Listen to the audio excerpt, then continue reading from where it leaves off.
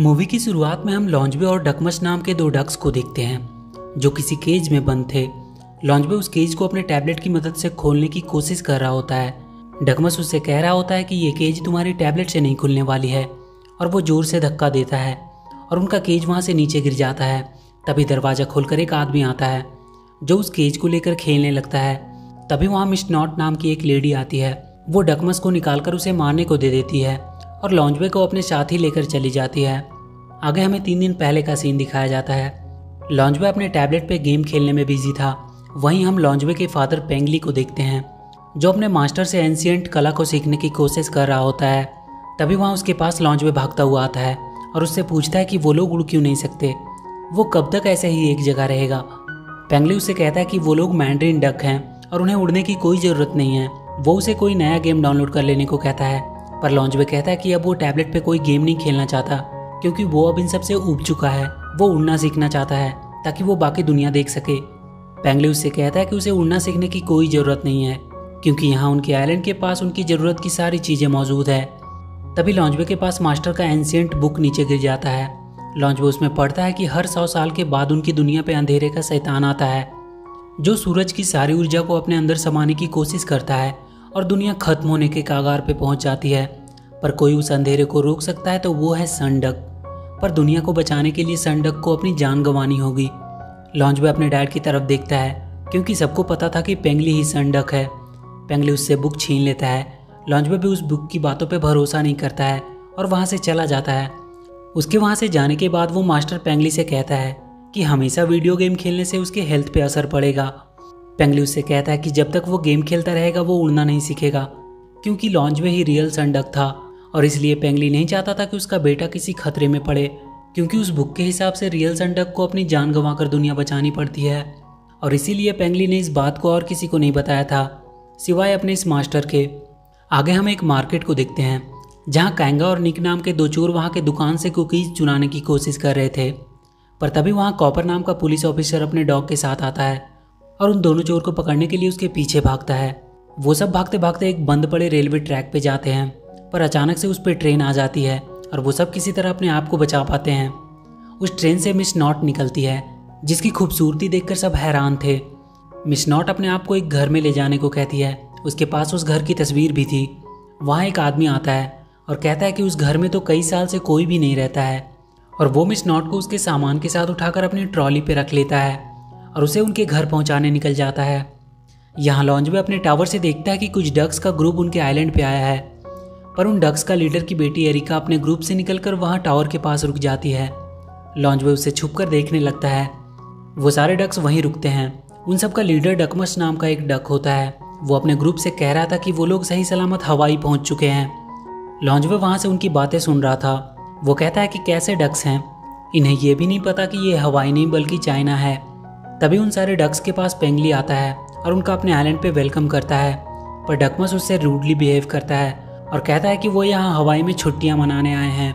पर पेंगली उसे समझाता है कि ये हवाई नहीं बल्कि चाइना है, पर डकमस उसकी बातें नहीं सुनता है और उसे वो एक मैप दिखाकर कहता है कि ये हवाई है, वो कभी गलत नहीं हो सकता। और इसी बात को लेकर उन दोनों में वहाँ झगड़ा हो जाता है। तभी पेंगली का मास्टर उससे कहता है कि उसके सूरज को पंप करने का टाइम हो गया है। उन सारे मैंड्रीन डक का मानना था कि पेंगली ही सूरज को उगाता और डुबाता है। डकमस उस पर हंसने लगता है कि वो उससे डरकर भाग गया। वो अपने सभी ग्रुप्स की आर्मी से कहता है कि वो सब वहाँ पास की क्रूज में आराम करेंगे।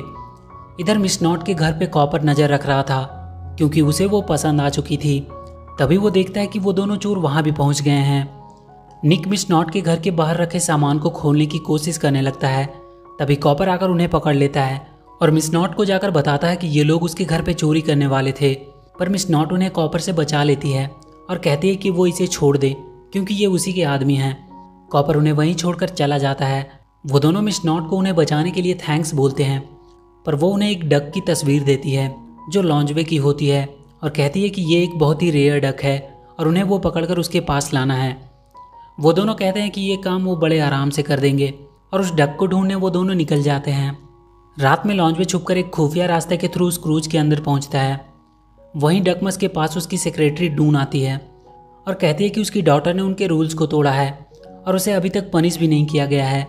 इससे उनकी आर्मी को गलत संदेश जाएगा। डकमस एरिका को पनिशमेंट के तौर पे एक रूम में बंद कर देने को कहता है। डून एरिका को उसी रूम में ले जाकर बंद कर देती है जहाँ लॉन्जबे छुपा था। लॉन्जबे अपना सर ढककर भागने की कोशिश कर रहा होता है, पर एरिका उसे देख लेती है और उससे पूछती है कि तुम कौन हो और यहाँ क्या कर रहे हो। लॉन्जबे उससे कह देता है कि वो उसे यहाँ से बाहर निकालने आया है और वो उस खुफिया रास्ते से होते हुए उसे बाहर लेके आ जाता है। एरिका बाहर आकर बहुत खुश हो जाती है। वो देखती है कि लॉन्जबे उड़ नहीं सकता। लॉन्जबे उसे अपने बारे में बताने लगता है कि कैसे उसके डैड ने उसे उड़ना नहीं सिखाया, क्योंकि वो कहते हैं कि मैंड्रिन डक उड़ते नहीं हैं। एरिका कहती है कि सारे डैड्स ऐसे ही होते हैं, उसके डैड भी उस पर हमेशा चिल्लाते रहते हैं। लॉन्जबे कहता है कि हाँ, तुम्हारे डैड थोड़ा पागल लगते हैं। यह सुनकर एरिका उस पर गुस्सा हो जाती है और वहाँ से चली जाती है। अगले दिन एरिका फिर से लॉन्जबे के पास आती है। वो लॉन्जबे को उड़ना सिखाने लगती है, पर लॉन्जबे की पहली उड़ान काफ़ी निराशजनक रहती है, पर वो अपनी तरफ से पूरी कोशिश कर रहा होता है। इधर वो दोनों चोर लॉन्जबे की तलाश करते करते उनके आइलैंड के बहुत करीब आ गए थे, पर वो आइलैंड चारों तरफ से पहाड़ से घिरा हुआ था, इसलिए वो लोग एक जगह पे बॉम्ब लगाकर उसे तोड़ने का सोचते हैं। लॉन्जबे एक बार फिर से उड़ने की कोशिश करता है और उस टावर से कूद जाता है। वो सच में अब उड़ पा रहा था। वो तेजी से उड़ने लगता है और जाकर वहाँ जोर से पहाड़ से टकराता है। उधर उन दोनों चोरों ने बॉम्ब ब्लास्ट कर दिया था, इसलिए वहाँ पहाड़ भी टूटती है। एरिका को लगता है कि लॉन्जबे के टकराने से वो पहाड़ टूटी है। लॉन्जबे वहीं तालाब में गिरकर बहने लगता है। उन दोनों के ब्लास्ट से वहाँ एक होल हो गया था, जिससे उस आइलैंड का सारा पानी वहाँ से बहकर बाहर जाने लगा था। लॉन्जबे भी बहता हुआ उस होल तक पहुँचता है, पर निक उसे लात मारकर अंदर धकेल देता है। लॉन्जबे फिर से हवा में ऊपर उड़ने लगता है। एरिका भी उसके पास आ जाती है। वो दोनों अब बहुत खुश थे। वो दोनों वहाँ से देखते हैं कि उनके आइलैंड का लेक का पूरा पानी सूख गया है। लॉन्जबे को भी लगता है कि उसने टक्कर मारकर पहाड़ में होल कर दिया और सारा लेक उसके थ्रू बह गया।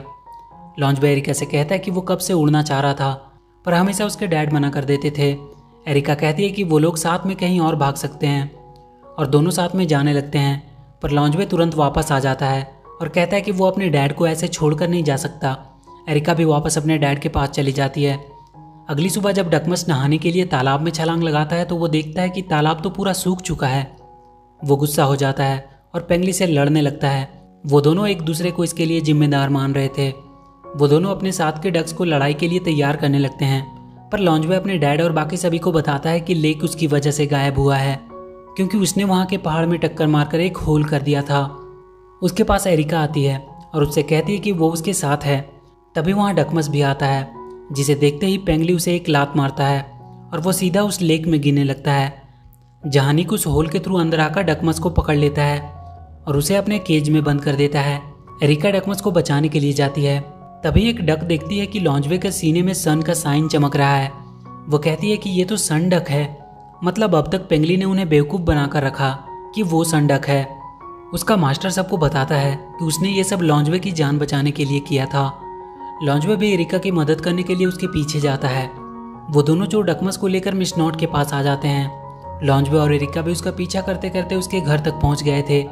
मिस नॉट डकमस को देखकर उन दोनों पे गुस्सा करती है कि ये वो डक नहीं है जिसे वो लाने बोली थी। तभी उसकी नज़र वहाँ लॉन्जबे पे पड़ती है और वो उसे पकड़ने के लिए जाती है। वो उसे भी पकड़कर डकमस के साथ ही बंद कर देती है। इधर पेंगली अपने बाकी सभी डक से कहता है कि उन्हें लॉन्जबे को बचाने के लिए जाना होगा और वो उन सबको उड़ना सिखाने लगता है। मिस नॉट सनराइज होने से पहले अपनी एक खास मशीन को रेडी करने लगती है और इधर कैंग उन डक्स के साथ खेल रहा होता है।